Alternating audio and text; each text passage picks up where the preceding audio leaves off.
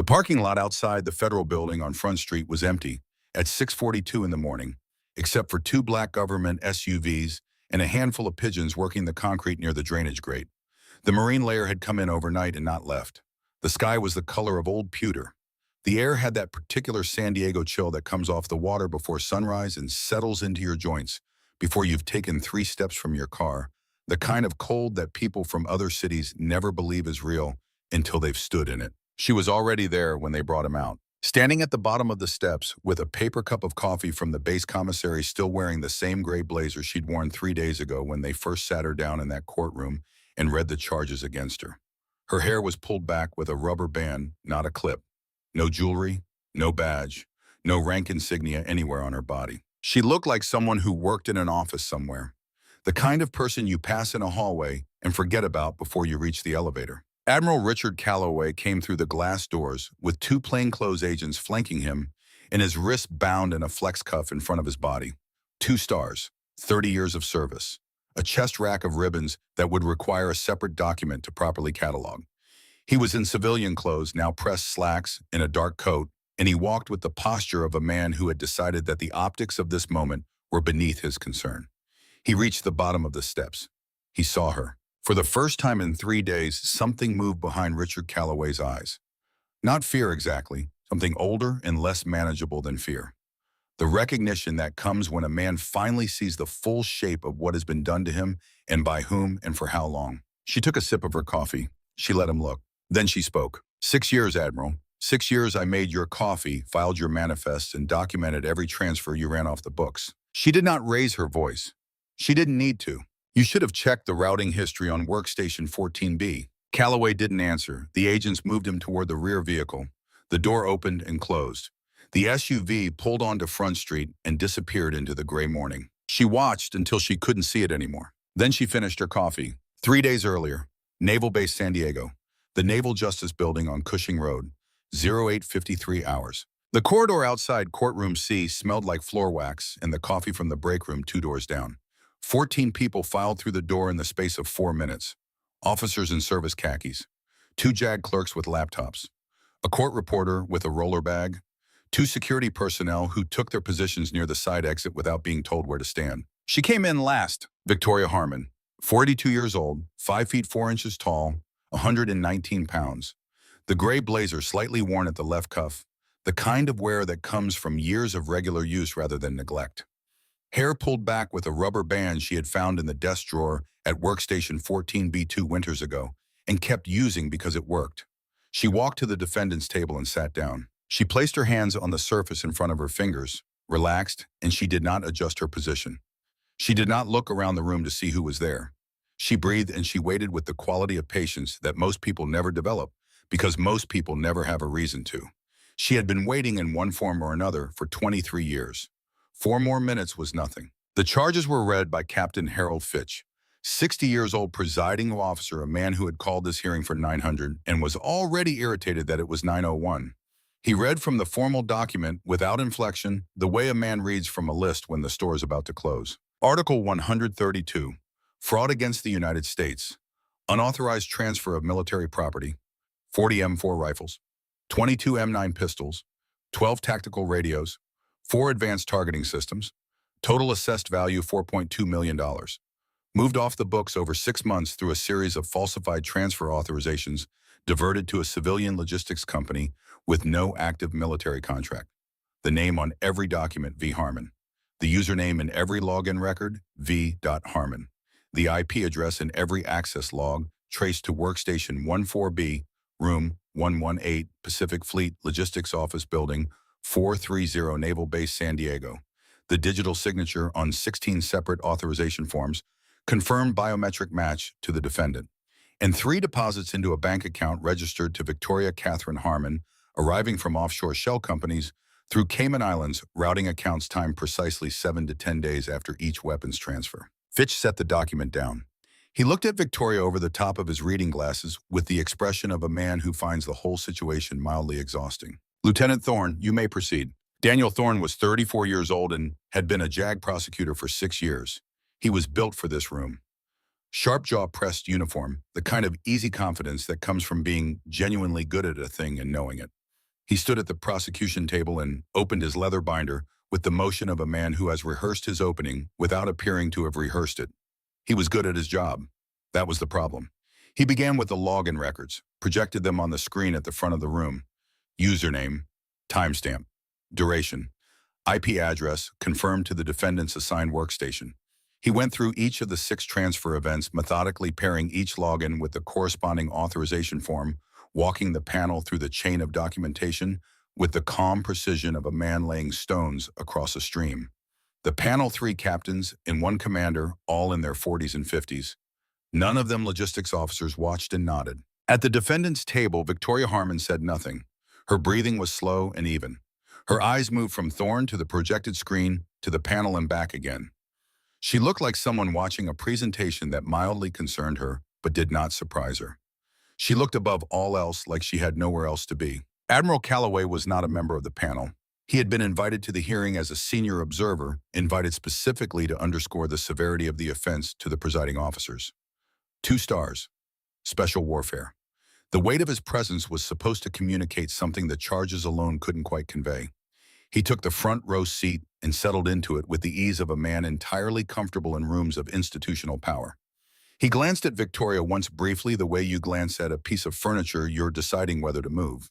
Then he leaned toward the JAG officer seated beside him and said quietly, but not quietly enough, if she were an officer, her rank would be Captain Photocopy. The room laughed. Not all of it, not loudly, but enough. Thorne allowed himself a small smile. The court reporter smirked and looked back at her screen. One of the junior clerks by the door pressed his lips together to keep the expression from getting away from him. Victoria Harmon turned her head and looked at Admiral Richard Calloway. She looked at him the way you look at a problem you have been working on for a long time and can finally see clearly. When she spoke, her voice was level, not loud, not heated, cold the way still water in January is cold, not dramatic about it, just that temperature. Higher than yours, sir. A beat. You just don't know it yet. The laughter in the room doubled. Thorne waved a hand as if to dismiss it, already reorganizing his face back into professional neutrality. Someone in the back made a comment that drew a second round of quiet laughter from the clerks near the door. In the advisory row, Master Chief Raymond Kowalski did not laugh. He was 56 years old, 32 years of service spread across deployments in places that still showed up occasionally in his sleep. He had a face made of weathered teak and a stillness that came not from calm, but from the long habit of conserving energy for things that mattered.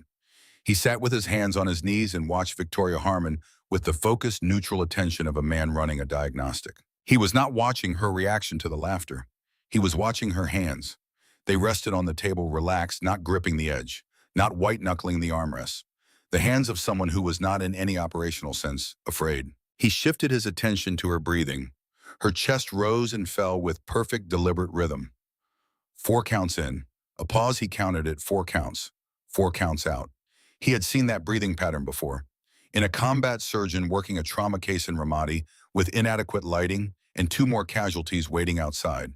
In an EOD technician kneeling over a pressure plate device with 6 minutes on the clock. In the operators he had served beside for 3 decades at the exact moment before a door came off its hinges. That was not how a frightened woman breathed. He moved his attention to her right hand, the index finger, the lateral pad, the part that contacts a surface when pressing down at an angle. There was a callus there, faint but specific. He had seen that callus on the hands of officers who had spent thousands of hours working acetate overlays, pressing grease pencils against tactical maps at field tables in operations centers and forward bases. Kowalski opened his notepad. He wrote 3 words, check her service record. He underlined them twice. Thorne continued his presentation. He walked the panel through the financial records with the same methodical care he had given the access logs. The bank account, the 3 deposits, the offshore routing structure. He put a timeline on the screen showing each weapons transfer in red and each deposit in blue, the colors landing within a 10-day window of each other like notes in a pattern you couldn't unhear once you'd heard it. He turned to Victoria. This is your username on each of these authorization forms. Yes. This is your workstation's IP address in each access log. Yes. This is your digital signature on 16 separate transfer authorizations. Yes. Then you acknowledge that you authorized the transfer of $4.2 million in military hardware to an unauthorized location. I acknowledge that my credentials were used. Thorne's expression shifted by a degree. Your credentials. as though someone borrowed your login without asking. That's an accurate description of what happened. Ms. Harmon, he spread his hand slightly. You have been employed as an administrative secretary in this logistics office for 6 years. You process manifests. You manage transfer documentation. You have a basic confidential clearance. And yet you're asking this panel to believe that someone with sophisticated access to your workstation, your credentials, and your digital signature used all three to orchestrate a $4 million arms diversion while you sat 4 feet away and noticed nothing. He let it land. Does that seem credible to you? Victoria's answer came without a pause. I'm requesting access to the chain of custody logs, both layers, the unclassified record and the classified access tier. A silence fell over the room. Not the comfortable quiet of a proceeding moving along its track. The particular quiet of a space in which something unexpected has happened and no one is certain yet what to do with it. Thorne blinked. You don't have clearance for classified access logs. Naval Supply Logistics Instruction 4.7.2, paragraph 3, subsection Delta. Her voice was flat and precise, the way someone recites a string of numbers they have memorized because they will need them at exactly this moment. Any defendant in a fraud investigation involving government property has the right to request third-party review of chain of custody documentation, including dual-layer access logs. The clearance restriction applies to independent review, not to formal hearing examination. The room went quiet in a different way now. Captain Fitch looked up from his notes. He looked at Thorne. Thorne's jaw had tightened. He found the section in his regulation binder and read it, then read it again. We'll take that under advisement, Fitch said. Continue, Lieutenant. Calloway had not moved, but his left hand resting on his knee had closed slightly. 3 millimeters of movement in the fingers. Kowalski noted it in his pad. Calloway stood for his invited remarks. He spoke for 4 minutes in the measured register of a man accustomed to having rooms organize themselves around the weight of his voice. He covered the severity of the offense, the damage to operational readiness, the contempt the Navy reserves for those who exploit their access for personal gain. Then he looked at Victoria, and his voice shifted to something more performative. If you were running a genuine operation, you would not leave your name on every document. You would not accept payment into an account registered in your own name. You would not establish a pattern so obvious that a paralegal could reconstruct it from the access logs in an afternoon. He paused. Either you are the least competent criminal I've encountered in 30 years of service, or you are genuinely confused about the situation you're in. The room laughed again. Quieter this time, a different quality to it. Victoria breathed. 4 in, 4 hold, 4 out. Kowalski watched her chest rise and fall and wrote his third note. She has been doing this longer than today. This is not her first hour of this. At 09:47, Fitch called the morning recess. The room began to empty. Officers moved toward the corridor and the cafeteria. Kowalski stood and moved to the back of the room where Special Agent Dana Mercer had been sitting since 0900 in a Navy blazer and slacks, taking notes on a yellow legal pad. She was 38, sharp-eyed in a way that had nothing to do with expression. It was still a structural something in the way her attention moved across a room and assigned weight to what it found. Kowalski held out his notepad. She read it without commenting, then she looked up. You think she's not what she appears to be? I think a secretary doesn't breathe like that. He kept his voice below the ambient noise of the emptying room. I think a secretary doesn't cite regulation subsections in real time under flag officer contempt. And I think a secretary doesn't have a grease pencil callus on her index finger after 6 years of doing admin work. Mercer looked toward the side door through which Victoria had been escorted. I'll make some calls. Do it fast, Kowalski said. The afternoon session starts at 1300. The holding room was 12 by 14 feet. Concrete walls painted institutional beige. 1 metal table, 2 metal chairs. A camera in the upper corner with a red light that blinked on a 4-second cycle. Victoria sat and closed her eyes. The camera was watching. She knew whose feed it routed to.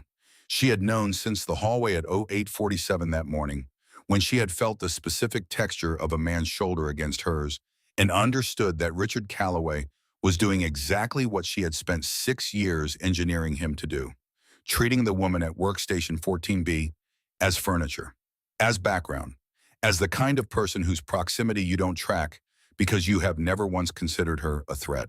Tyler Beckett came in with the biometric scanner in his government laptop, 26 years old, the kind of thin that suggests someone who forgets to eat when he is focused. He moved through the identification verification with professional efficiency and then set up the scanner on the table. Right hand first, please. She placed her hand on the glass.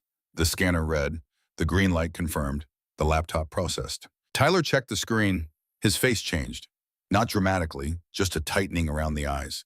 A stillness in the body that precedes a shock the nervous system hasn't finished absorbing. He stared at the screen for 2 seconds, maybe 3, and then the display went dark and a single line appeared. Access denied. Contact NCIS for authorization. You saw something. She said it without opening her eyes. Tyler's throat worked. The file, just the network in this building runs slow. It was probably just a display error. Petty Officer Beckett. He stopped. She opened her eyes and looked at him. Not harshly, not with urgency. The way someone looks when they have all the time in the world and want you to understand that. You're going to make a decision in the next few seconds. The kind of decision that determines what kind of person you end up being. She held his gaze. You already know what you saw. The question is what you do with it. Tyler closed the laptop, stood up too quickly. His chair scraped the concrete floor. I need to go. He left. The door locked behind him. Victoria looked at the camera. Somewhere above her on the second floor of the East Wing in the temporary office assigned to Admiral Calloway during his base visit, a monitor showed this feed. She had mapped the camera routing system 18 months ago, 2 weeks after it was upgraded, by the same IT contractor that held the base security services contract, the same contractor that appeared buried 4 layers deep in a shell company structure in the financial records she had been building since 2017. She looked at the camera and she waited, and she did not waste a single one of the minutes she had left. 2 floors above the holding room in the corridor outside the NCIS liaison office, Mercer stood at a window with her phone to her ear. The call had gone to NCIS headquarters. She gave her authorization code and the name and date of birth and waited. The voice on the other end was careful, professionally careful. Agent Mercer, that file is restricted at the 06 level and above. She's a GS7 admin secretary. A pause. Longer than it should have been. I can't confirm or deny specific details without proper authorization. But if you're calling about this particular individual, I'd strongly recommend you contact the JSOC liaison office directly. JSOC, for an admin fraud case. That's all I'm in a position to say. Contact JSOC liaison. They'll know what to do.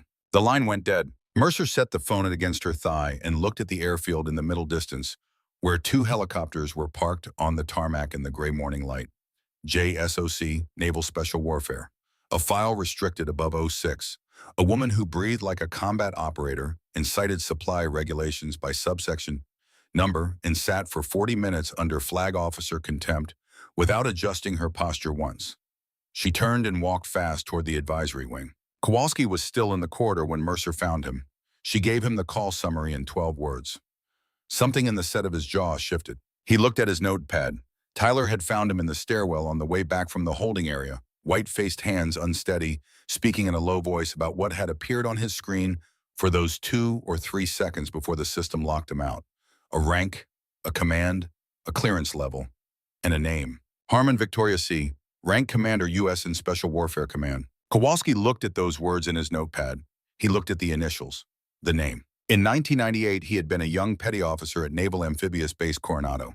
He had served under a chief warrant officer in the NSW Logistics Command, a quiet man technically brilliant, the kind of officer who could reroute a supply chain through 3 countries in 48 hours without a single piece of documentation appearing in the wrong system.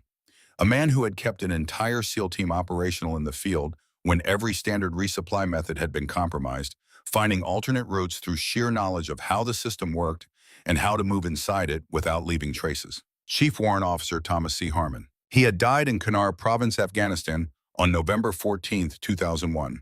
A resupply convoy on a classified route. 14 men, 9 had come home. The investigation into the route compromise had been opened and then quietly closed. No charges, no names, no explanation. Kowalski had never stopped wondering about that closed file. Thomas Harmon had a daughter. He had mentioned her occasionally the way fathers mention daughters when they're proud of something specific and trying not to sound like they're bragging about it. She had wanted to enlist. She was going to follow him into the service. She would have been 19 in November of 2001. Kowalski looked at the courtroom door. He closed the notepad. He stood in the corridor for a moment with the specific stillness of a man processing something large. And then he moved, and his face was the same as it had been, and no one who passed him would have known that anything at all had changed. But something had. The shape of the morning had just become something entirely different from what it appeared to be. Part 2, The Weight of 23 Years. Before the afternoon. For the lockdown sirens, in the red emergency lights, in every hallway, in the door to server room B.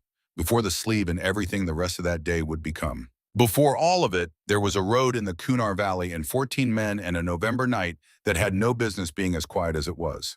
Kunar Province, Afghanistan, November 14th, 2001, 03:15 hours. Route Blue 7. It did not appear on any public map.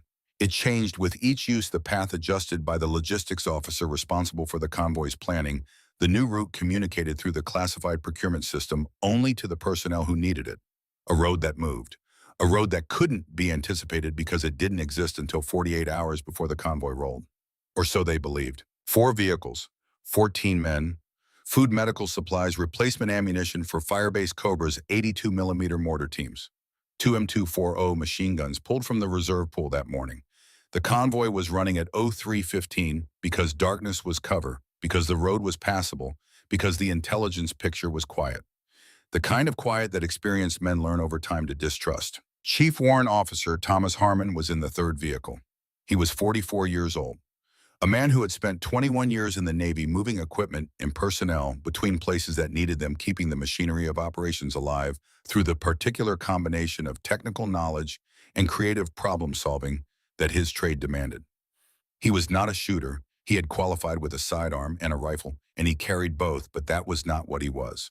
What he was infrastructure, the invisible architecture that kept the shooters fed and armed and moving when everything else was breaking down. He was 3 sentences into a conversation with the driver about the driver's daughter's Little League team when the lead vehicle stopped. Not a mechanical stop, a deliberate stop. The kind that happens when a driver sees something in the road that doesn't belong there, and his body acts before his mind finishes processing what his eyes have found. A tripwire, old wire, the kind that had been in the ground long enough to acquire a color that blended into the roadbed at speed, but was visible at rest to a man who knew what he was looking for. The kind of placement that required someone to have been on that road before the convoy, to have known where the convoy was going before the convoy was going there. The first RPG came from the left ridge at 03:17. The lead vehicle went sideways. The second came 30 seconds later from the east.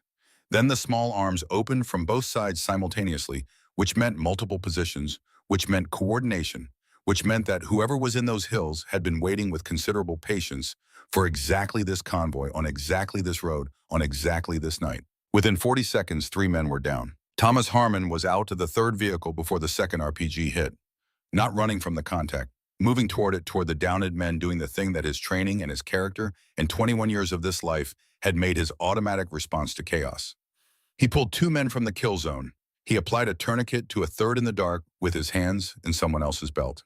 He organized what remained of the perimeter with radio calls that were measured and specific and without the quality of panic. He was hit at 03:47. He did not stop moving until 03:51. 9 men came home from Route Blue 7. The investigation into the route compromise was opened 3 weeks later. The procurement system logs showed that Route Blue 7 had been accessed by an account with senior logistics clearance 48 hours before the convoy departed.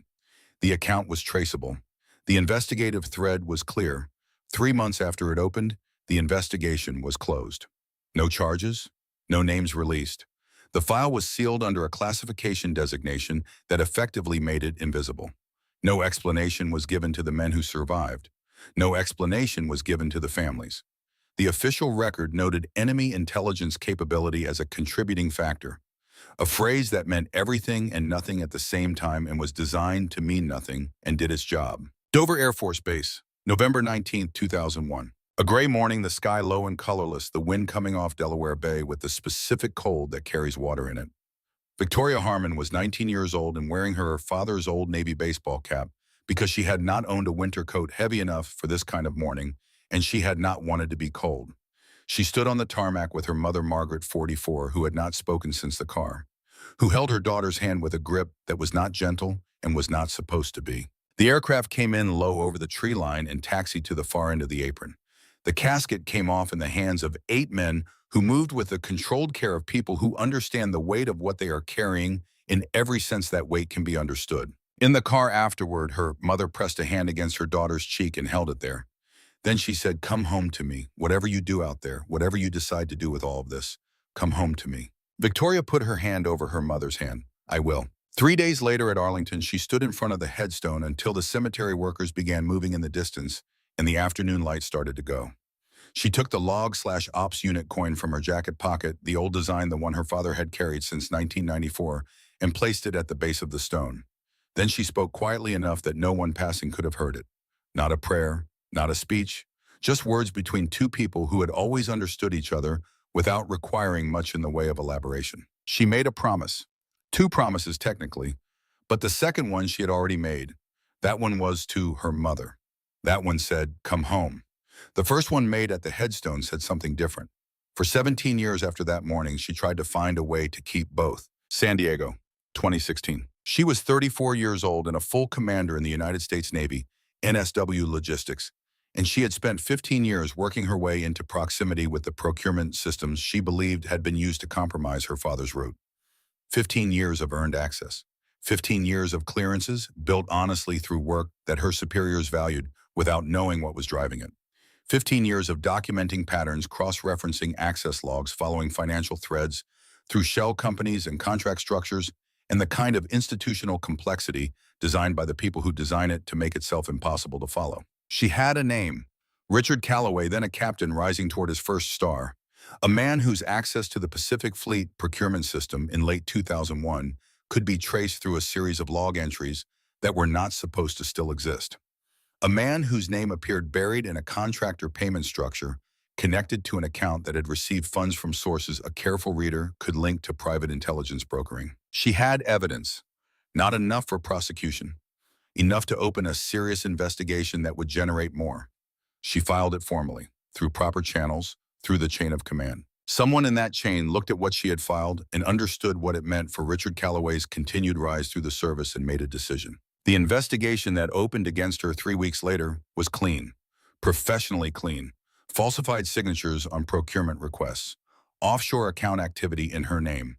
The kind of evidence that takes someone with deep system access to construct and someone with institutional authority to make stick. She fought it for 8 months. She documented the irregularities. She named the people she believed were responsible. She filed and refiled and appealed. Her record was sealed. Her commission was ended. She stood outside the building in Coronado on a Tuesday afternoon in October with a cardboard box of personal items and called her mother from the parking lot. "I'm coming home," she said. Her mother waited. For a while, Victoria said. That was the closest she came to a lie that year. 6 months later, in early 2017, she submitted a civilian employment application for a GS-7 administrative position in the Pacific Fleet Logistics Office. She passed the background check because the background check looked at the file and the file said what the people who built it had designed it to say. She was offered the position. She accepted it. She moved into a one-bedroom apartment in National City, 12 minutes from the base. She bought a gray blazer at a consignment store on Highland Avenue. She found a rubber band in the desk drawer at workstation 14B during her second week and started keeping her hair back with it because it was practical. She worked the morning shift. She filed manifests. She processed transfer documentation. She made coffee. She documented every access anomaly she could reach from inside the system she was authorized to touch. She built a map of the network around her slowly, the way you build anything that has to hold weight carefully from the ground up, never faster than the structure could bear. In 2018, NCIS discovered what she was doing. Not because she had made a mistake, because one of their investigators, running a parallel thread on procurement irregularities in the Pacific Fleet, found a pattern in the audit logs pointing back to workstation 14B, and then found underneath the GS-7 employment record the sealed commission file and understood what they were looking at. They sent Mercer to her apartment on a Wednesday evening. They sat at the kitchen table for 2 hours. At the end, Mercer made a call from Victoria's kitchen. The call lasted 11 minutes. Mercer hung up and looked at the table for a moment.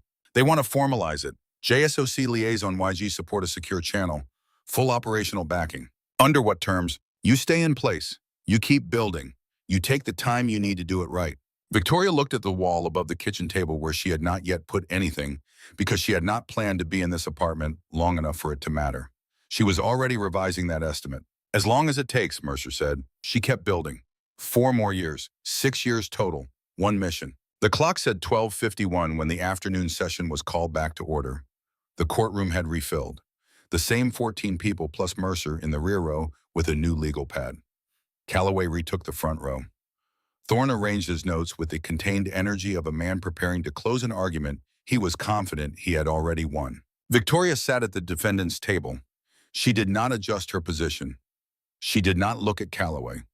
She had not looked at him since the morning session ended, and she did not intend to look at him again until the moment she had been building toward for 6 years arrived and required it. Captain Fitch called the room to order and looked at Thorne. Thorne rose and rested the prosecution with the contained confidence of a man closing an argument he had already won.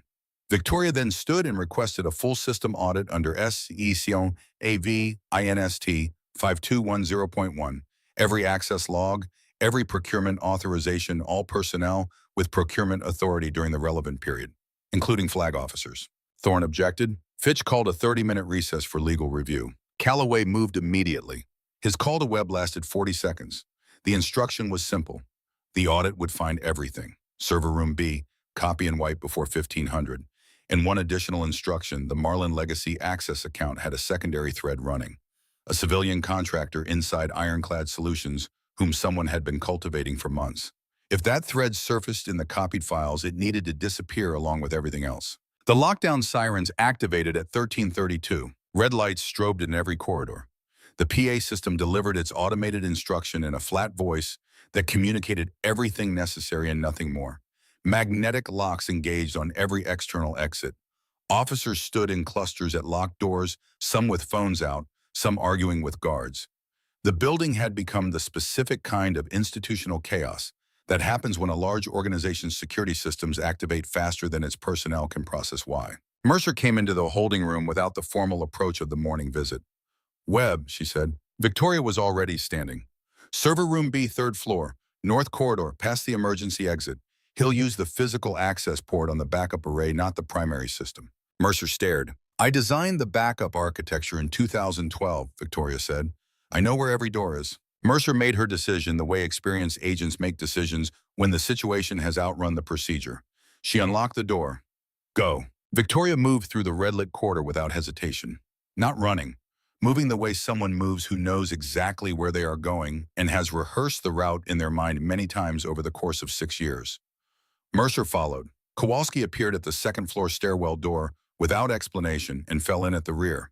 He did not ask how he had known to be there. Victoria did not ask either. Some things communicate themselves through the simple fact of a person being where they are needed when they are needed there. They pushed through the 3rd-floor door. Daniel Thorne was standing in the middle of the corridor with a tablet in his hand and the expression of a man whose understanding of the day had been coming apart piece by piece for the past 3 hours and had now arrived at a structural failure he could not paper over. He had been moving from room to room in the lockdown building, trying to find a senior officer who could tell him what was happening and why. He saw Victoria moving toward him with Mercer behind her and Kowalski at the rear, and his mind moved through several stages in rapid succession. "Harmon," he said it flatly. Then to Mercer, "Why is she out of holding? Why is she—" "Step aside, Lieutenant." Mercer kept her pace. "Active security event." Thorne's framework was failing him.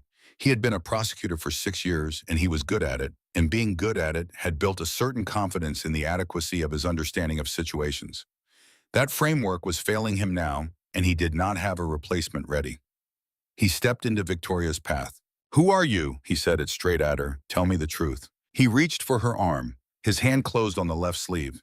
He was not using force, just the grip of someone trying to stop someone else from moving.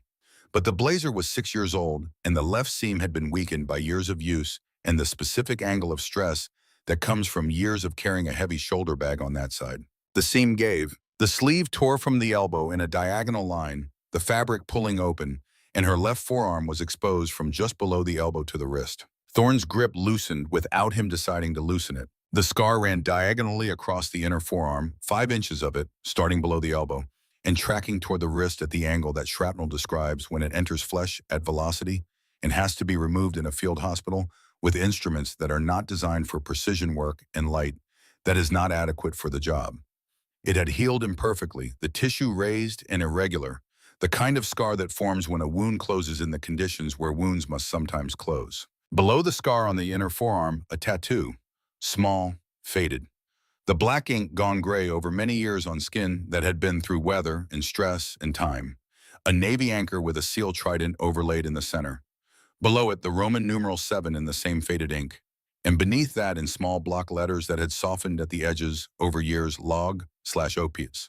Thorne let go, stepped back. Kowalski moved forward before anyone else moved. He looked at the tattoo for 2 full seconds. The log/ops designator. Unit tattoos of this kind had been officially discontinued after 2009. The specific variant he was looking at, the orientation of the anchor, the placement of the numeral, the block lettering of the unit designation, was the same variant used by NSW logistics units operating out of Coronado in the late 1990s. He had seen that insignia in one other place once, on the forearm of a man who had a daughter he talked about on occasion. A man who had died on a road in Kunar province in November of 2001. Kowalski looked at Victoria's face. She did not confirm it. The look between them lasted less than 2 seconds and contained nothing that could be photographed or recorded, just the quality of recognition between two people who are looking at the same thing from different sides of it. Master Chief? Her voice had not changed, not in pitch, not in pace, not in the quality of control underneath it. We're running out of time. Kowalski looked at Thorne. He said 4 words. You did not see this. Thorne nodded twice faster than once. Mercer put her hand briefly on his shoulder. Go back to the courtroom. Wait there. Don't speak to anyone until I find you. Thorne went. His footsteps were fast down the stairs. Victoria adjusted the torn sleeve against her forearm and held it in place with her right hand. She did not speak about what had just happened. She turned and moved down the corridor towards server room B. The 2 guards outside were exactly where they should have been. Miller, the senior one, stepped forward with the posture of a man executing his orders. Kowalski's voice did not rise. It simply arrived at the register of a man who has been the final word in a room more times than he can count. Son, that room is being compromised right now. You can step aside, or you can explain to a court-martial board why you stood in the corridor while it happened. Miller stepped aside. Mercer opened the door. Server room B was cold and dark except for the indicator lights on the equipment racks and the glow from a laptop screen at the far end of the room near the backup array panel. The hum of the equipment filled the air with a constant low vibration. Marcus Webb was crouched beside the open panel with a Cat6 cable running from the array's physical access port to his laptop. He had been there for 11 minutes. The file transfer was at 61%. He turned when the door opened. His face in the green light of the equipment racks went through the specific sequence of a man who has run a contingency calculation for this moment many times in the past 26 months and understands in the first second of seeing what he is seeing that all of those calculations have now expired. His right hand moved to his waistband. He had carried the blade for 4 months. A compact, fixed blade, not military issue, purchased with cash. He had told himself it was precautionary.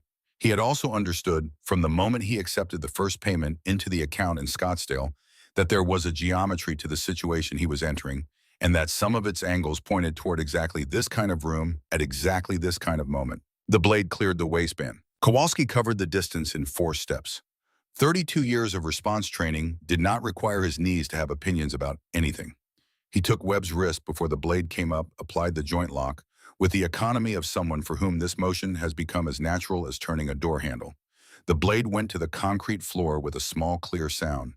Webb went to his knees. He did not resist after that. Mercer had the cuffs on before his breathing had slowed. She checked the laptop screen. 61%. The transfer had stopped when Webb's connection was broken. Victoria crossed the room and crouched in front of Webb. Not threatening, not performative.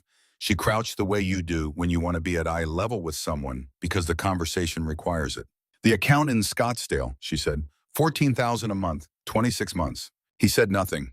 You set up the Ghost Harbor Access account. You built the back channel to the legacy Marlin system.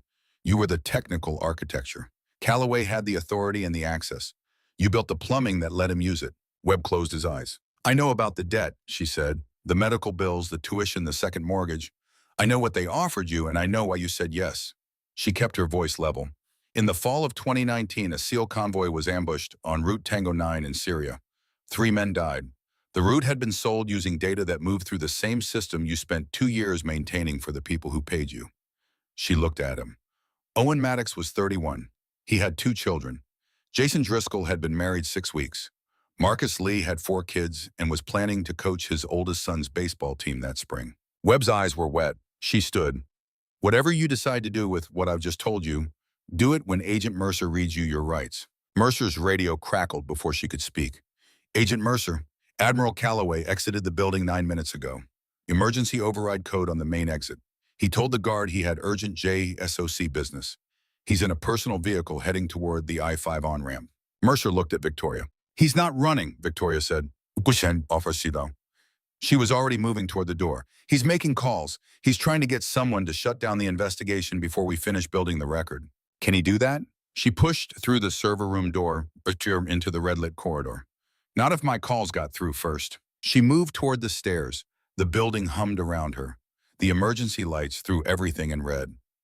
Somewhere below, the courtroom was waiting and the panel was waiting, and the shape of the afternoon was about to become something that none of the people who had laughed at 0900 hours had considered possible when they sat down. She had been waiting 23 years for this particular set of minutes.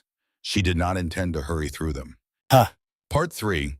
Justice has no rank. The lockdown ran 17 minutes past the scheduled restart of the afternoon session before base security began releasing the internal doors. Officers who had been standing in red-lit corridors since the sirens activated began moving again, most of them toward the courtroom wing, because that was the last place they had been told to be. And in the absence of new instructions, people returned to the last place they were told to be. The courtroom filled unevenly with the low murmur of people who have been standing in hallways for 20 minutes and have accumulated more questions than answers. Thorne was already at the prosecution table when most of them arrived.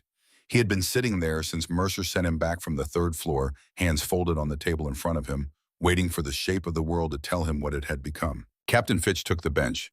He looked at the room with the expression of a man who has presided over proceedings for 19 years and can recognize from the quality of the silence when something has occurred that the proceeding was not designed to contain. We are back on record. He looked at Thorne. Legal review has confirmed the regulations cited by the defendant, SEC, NAV, INST, 5210.1, paragraph 6, subsection delta, does apply as stated. The panel will consider the audit request. Lieutenant Thorne, do you have anything to add before? The main building doors opened, not the courtroom doors. The exterior doors at the end of the main corridor, the ones that opened onto Cushing Road, the ones that had been sealed under the lockdown and had just been released. Through the reinforced glass panel in the courtroom wall, everyone in the room turned to look at what was coming through. 3 figures in uniform. The first was a woman, 61 years old, silver hair swept back from a face that carried the specific gravity of someone who has made decisions in rooms where those decisions don't get reviewed until they're in congressional testimony. She was 5 feet 8 inches tall, and she walked with the contained authority of a person who had commanded Pacific Fleet destroyer squadrons and 2 carrier strike groups and had been present in one operational capacity or another at more of the events that defined the last 30 years of American naval history than any 3 other officers currently serving. 3 stars on her collar, not polished to a performance shine. The functional shine of equipment that is used. Vice Admiral Patricia Stone. Beside her, Captain James Holloway, NCIS Pacific Fleet. Director, broad-shouldered service khakis, a sidearm on his hip that he carried the way people carry things they have carried for so long, the weight has become part of them. And Colonel Frederick Drummond.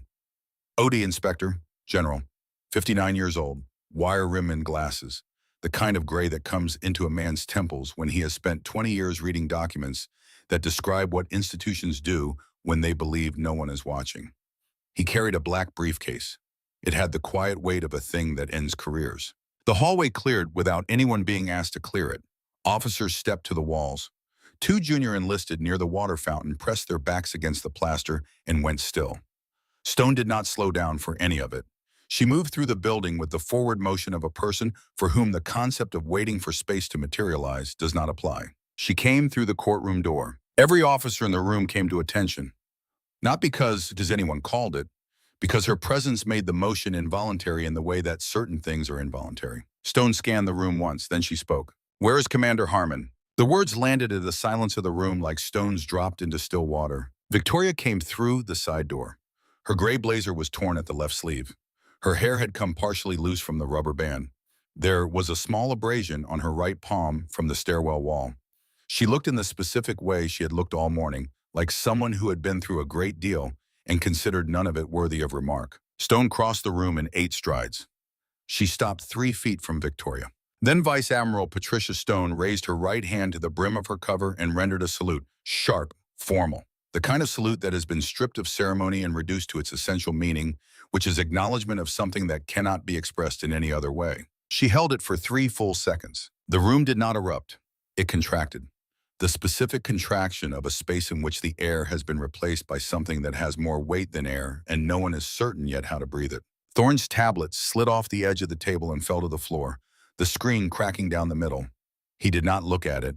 He was looking at Victoria, who was returning Stone's salute with the same precision it had been rendered, and his mind was running fast through 6 weeks of evidence and every assumption he had built on top of it, and finding that the structure was different from the ground up. Holloway and Drummond rendered their salutes. "Drummond, your operation has been cleared by the Inspector General's office. Full authority restored." Stone spoke to the room. Commander Victoria Harmon served 18 years in naval special warfare logistics. She designed the integrated supply chain architecture used by DevGru and SEAL team operations between 2008 and 2016. She held top-secret, sensitive compartmented information clearance with Special Access Program Authority. She personally coordinated logistics for operations in Iraq, Afghanistan, and Syria, and in locations I am not authorized to name in this room. She paused. She did not look at her notes because she did not have notes. In 2016, Commander Harmon was forced into early retirement following an internal investigation that was later determined to have been constructed entirely from falsified evidence planted by individuals seeking to remove her from a position where she was too close to detecting their operation. The charges were closed. Her record was sealed. No ceremony was offered. No apology was given. The people responsible for the falsification were not charged. The silence in the room had a texture now. 6 months after her separation, Commander Harmon accepted a GS-7 civilian position in the Pacific Fleet Logistics Office. She did this without authorization, without support, and without anyone watching her back. She did it because she had determined that the only way to build a case that would survive prosecution was to build it from inside the system with direct access over enough time to document the complete operational picture. In 2018, NICIS identified what she was doing and formalized the operation with JSOC support. She continued for 4 more years, 6 years total. She looked at Thorne. "Lieutenant Thorne, you built a prosecution case against Commander Harmon based on evidence that was specifically engineered to appear irrefutable. The login records, the digital signatures, the financial deposits, every element was constructed by the people she came here to catch and placed precisely where you would find it, timed precisely to when they needed a distraction. You were not complicit in this. You were used as a tool. I want you to understand the distinction clearly, and I want you to sit with the weight of what it means to have been that tool, because that weight is the most useful thing you will carry out of this room today." Thorne nodded once, the nod of a man accepting something with both hands because there is no other way to accept it. Stone turned to Fitch. "All charges against Commander Harmon are dismissed with prejudice, effective immediately and permanently.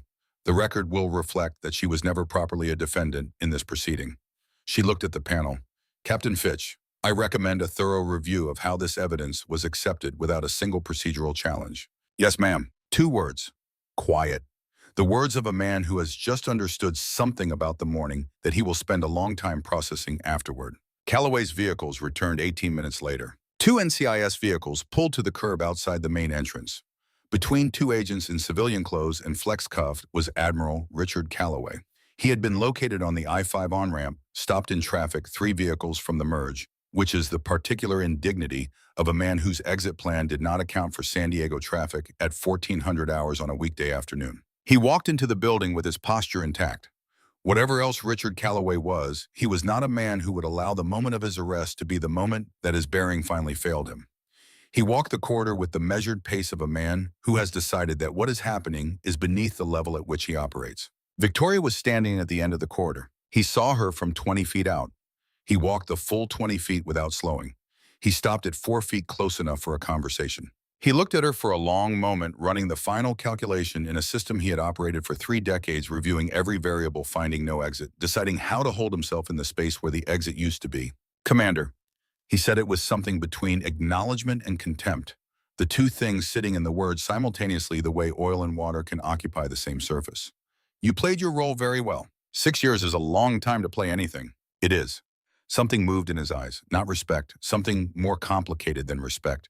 The thing that forms when a man who has operated at a high level encounters someone operating at the same level on the opposite side of a line. "I underestimated you." "I know." He held her gaze. Then he said quietly, with the flatness of a man making a final argument he already knows has no audience, "What I was doing was filling gaps that the system created. Resources that should have been authorized weren't authorized. Operations that needed to run needed funding that the oversight process would never have approved. I was not selling weapons to enemies. I was managing a shortfall. Victoria looked at him for a moment before she answered. Route Blue 7, Kunar Province, November 14th, 2001. 14 men, 9 came home. Something shifted in Calloway's face. Not remorse, the recognition of a debt that has come due in a currency he was not prepared to pay. That convoy's route was accessed in the procurement system 48 hours before it departed, she said. The query came from a clearance tier you occupied. The investigation that followed was closed without charges. I have the access log, I have the financial records showing what was paid for that information, and I have this. She reached into the inside pocket of her blazer and removed a cell phone, a consumer-grade Samsung. Prepaid. The screen cracked along the lower right corner.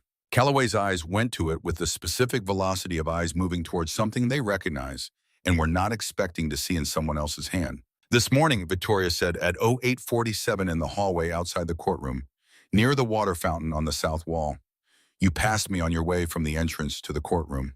You bumped my left shoulder. She held the phone up. You were thinking about the hearing. You were thinking about Thorne's evidence in the panel and whether the audit request would be granted. You were not thinking about the woman who filed your transfer manifests. One beat. I have very fast hands, Admiral. 23 years of keeping that skill sharp.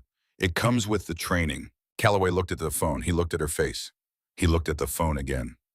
The calculation that had been running behind his eyes since she spoke his name in the corridor ran its final iteration, and everyone present could see the moment it completed. He said nothing. Mercer stepped forward. She took the phone from Victoria's hand and sealed it in an evidence bag. She looked at Calloway with the professional neutrality of someone who has arrested people of various kinds for 14 years and found that the job does not require her to feel any particular way about it. Admiral Calloway, you have the right to remain silent. Anything you say can and will be used against you in a court of law. You have the right to an attorney. If you cannot afford an attorney, one will be appointed to represent you. The agents moved him forward. He walked, his posture held. Whatever weight he was carrying, he carried it the way he had carried everything, with the bearing of a man who would not give the people watching the satisfaction of watching him fold. Victoria watched until the door at the end of the corridor closed behind him. Then she stood in the corridor for a moment by herself, not long, just the space it takes to let something that has been moving for 23 years come to rest for one breath before it starts moving again. Colonel Drummond read the list in the courtroom at 1500 hours. The briefcase open on the table in front of him, documents arranged with the orderly specificity of a man who has spent a career understanding that the difference between justice and its absence is often a matter of documentation. 8 military officers, 3 commanders facing court-martial for conspiracy and fraud against the United States proceedings scheduled within 90 days. 2 lieutenant commanders under investigation for procurement violations and false official statements. 3 lieutenants stripped of security clearances impending administrative separation. 4 civilian contractors employed by Ironclad Solutions in federal custody charges to include conspiracy and illegal arms trafficking. 2 individuals connected to a lobbying firm operating under the name Kepler and Associates under FBI investigation. 1 already resigned, 1 facing congressional ethics inquiry. He read the names, he read the charges, he closed the briefcase. Stone looked at Victoria. Commander Harmon, we would like you to return to active duty. Full rank restored, a coordination role at JSOC headquarters. You would direct the next phase of this investigation across all branches from a position of formal authority. The room waited. Victoria was thinking about Echo 3, 22 months of cultivation, a low-level civilian contractor inside Ironclad Solutions, the thread Calloway had named in his instruction to Webb, without knowing he was naming it the secondary thread in the copied files that needed to disappear. When Victoria surfaced, the extraction order had gone out within 4 hours. It had to. Calloway's network, once it began to understand what had happened, would move to identify and silence the people inside it who could still speak. She had received the extraction confirmation on her phone during Drummond's reading of the charge list, a single encrypted line from Mercer's handler, and she had read it and put the phone away without changing her expression. Echo 3 was out. Clean extraction. But his thread, 18 months of interior access to Ironclad's contract structure, to the communication channels between Calloway and the buyers, to the financial routing, connecting the offshore accounts to the men who received the funds, had died the moment he walked out of the building in National City. She would carry that loss in the specific private place where she kept the things she would not say aloud, because saying them aloud would require a longer conversation than any current situation allowed. She looked at Stone. With respect, ma'am, I decline. Stone raised an eyebrow. Anchor 7 is still active. The broker. The individual who connected Callaway's network to the buyers. We have been trying to identify them for 22 months. Callaway's phone may finally give us the link. She kept her voice even. If I move to a formal JSOC role, I lose my cover. I lose my position inside the local network. I lose the access I've spent 6 years building. Anchor 7 will see the move and go dark. She met Stone's eyes. I didn't come back to arrest one admiral. I came back to shut down the network. The network is not shut down. Stone studied her with the specific quality of attention she brought to every evaluation, thorough, non-reactive searching for the thing underneath the thing being said. Then she nodded. Understood. You remain in your current assignment, full NCIS and IG support, whatever resources you need. Thank you, ma'am. Stone looked at the room, at the panel, at Thorne, at the officers who had been watching since the beginning. This proceeding is concluded. Commander Harmon's record will be corrected and her clearances restored within 48 hours. She picked up her cover from the table. She paused at the door and looked back at Victoria. The look was brief and carried a great deal in it. The way looks do between people who have shared the knowledge of what it costs to be right about something when the institution decides the cost is yours to pay. Welcome back, Commander. We never forgot. Then she left, and the room was different from what it had been. The room emptied with the gradualness of a space that has been through something and has not yet released the weight of it. Officers moved in small groups, speaking quietly. Some glanced at Victoria, some met her eyes. None of them had anything adequate to say, and most of them understood this. Kowalski waited until the room had thinned to almost no one, until it was only the two of them and the long afternoon light coming through the high courtroom windows, and the sound of the base going about its ordinary business beyond the walls, indifferent as bases always are to what has happened inside the buildings they contain. He walked to her. He stopped at a distance of 3 feet. He did not make a speech. He did not offer a preamble of any kind. He simply reached into his breast pocket and removed the Master Chief's coin he had carried since 1996, the one given to him by a Command Master Chief in Coronado on the day he made the raid, the one he had carried through Ramadi and Helmand and a dozen other places whose names he did not use in casual conversation. He held it out. She took it, looked at it, the worn edges, the faded relief on the face of it. Your father gave me my first piece of real advice about this job, Kowalski said. His voice was low, the register of a man who has decided that a thing needs to be said and is saying it without ornamentation. He told me that the people who keep the mission alive are never the ones in the history books. He told me that was fine. He told me the mission is the only monument that matters. He looked at her steadily. He said you were going to be formidable. He used that exact word. I was 24 years old and I did not entirely understand what he meant. He paused. I understand it now. Victoria looked at the coin in her palm. She looked at Kowalski. The pressure behind her eyes had been there all day, held at the surface by the same discipline that had held everything else, and it did not break now. It simply became visible for a moment the way something beneath water becomes visible when the surface stills. He would have done the same thing, she said. He would have come back. He would have built the case and waited and done whatever it took. I know, Kowalski said. That's how I knew you would. He stepped back. He understood from 32 years of watching the right gesture lose its power the moment it gets elaborated past its natural end, that what had been said was exactly enough and that anything after it would be less. He left. She stood in the nearly empty courtroom and let the silence settle around her, the way silence settles after something large has moved through a space, and the room is deciding what shape it is now. Thorne found her at the prosecution table where she had spread the documents Drummond had left for her review. He came with his tablet under his arm, and the look of a man who has discarded every prepared version of his approach and arrived without an opening, because nothing he prepared was adequate. He stood until she looked up. Commander, I've been through Callaway's base access records against the procurement approval log. Every transfer in the past 14 months. He was on base for each one, not coincidentally on base. Present in Building 4, 3.0 log through the main security desk within a 2-hour window of every transfer authorization. He set the tablet on the table. I also found 16 visits to Washington in 14 months, each one aligned with a meeting at Kepler and Associates. I found communication threads connecting Callaway to flag officers in 2 other service branches, a Marine Corps general and a Coast Guard rear admiral, both with procurement access. He straightened. I've already sent everything to Colonel Drummond's office. She reviewed the data. It confirmed 3 threads she had been developing for 8 months from inside the logistics office. It added 2 contact names she had not been able to verify. "This is useful work," she said. "Tell me what else you need." She looked at him. He was 34 years old and had spent 6 weeks building the best possible case for the wrong conclusion and had come out the other side with the specific quality of a man who has been genuinely educated by something and intends to carry the lesson. "You'll hear from me," she said, "when it's time." He picked up his tablet. He understood that the moment had a natural endpoint and that his instinct to extend it was about his own need rather than anything the situation required. He left. She gathered the documents Drummond had left, sealed them in the envelope, and wrote the case file number on the front. Then she picked up her blazer from the chair. The left sleeve still hung in 2 ragged panels from the torn seam. She folded them back as neatly as the damage allowed and buttoned the blazer over it. It did not look professional.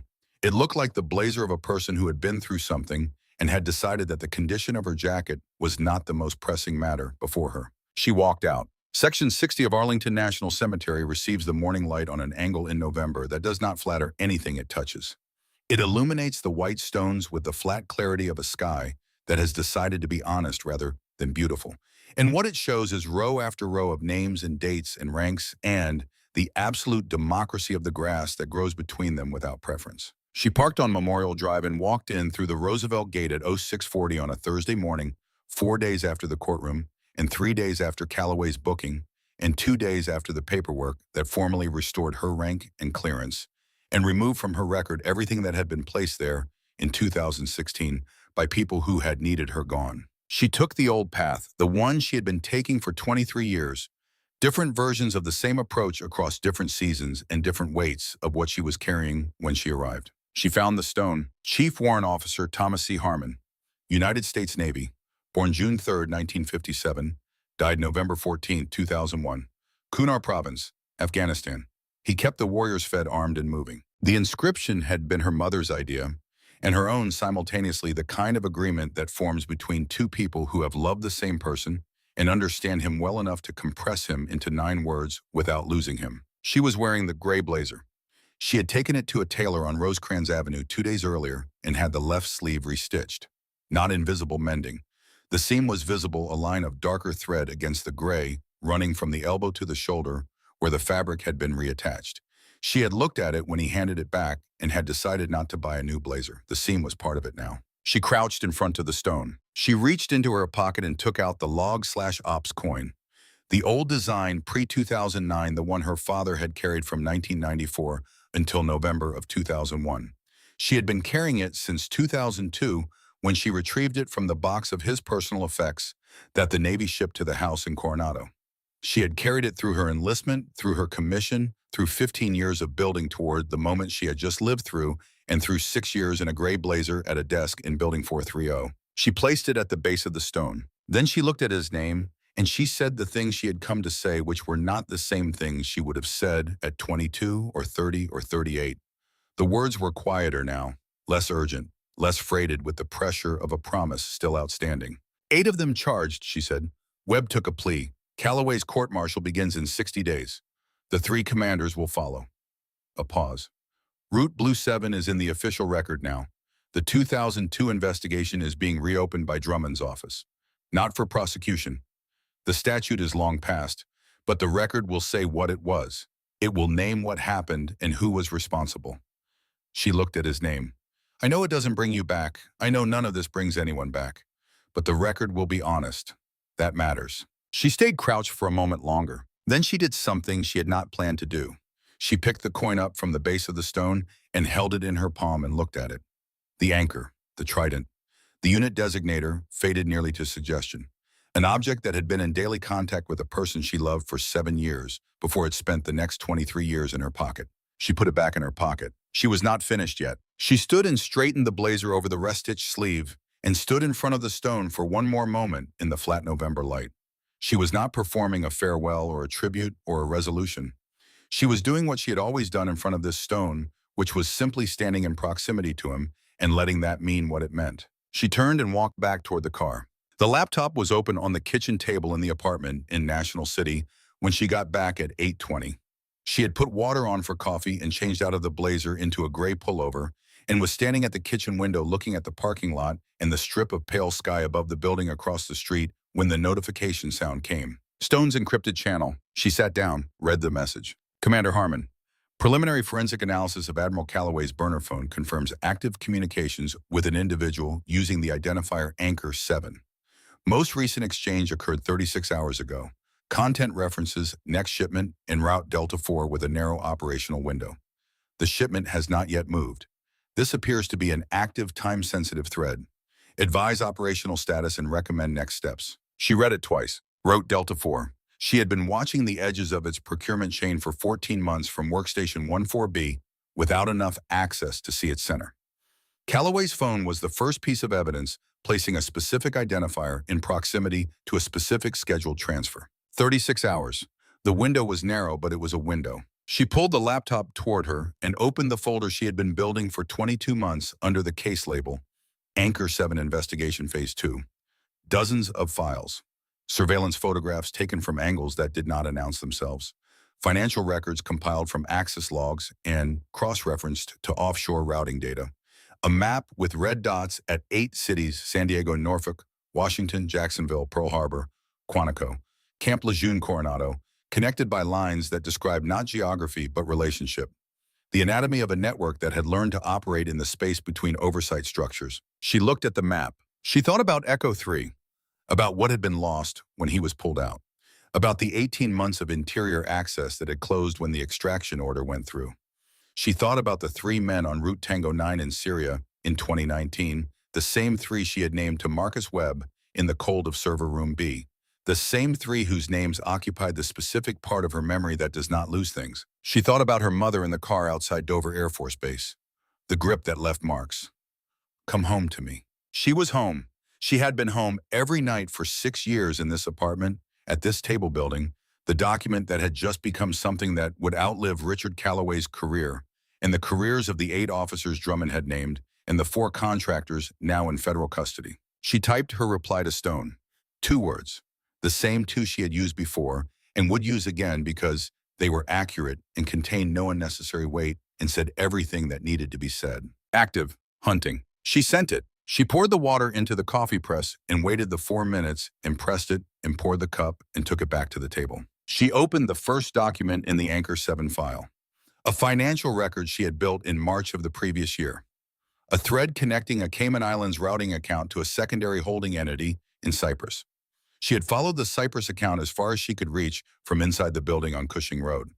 She had been waiting for the next piece. The next piece was on Calloway's phone in the hands of NCIS Forensics in the federal building on Front Street. She would have it by tomorrow morning. Outside, the marine layer was thinning over San Diego in the way it thinned by mid-morning, the sky going from pewter to pale blue in the incremental way of a place that is reluctant to give up the gray, but eventually does.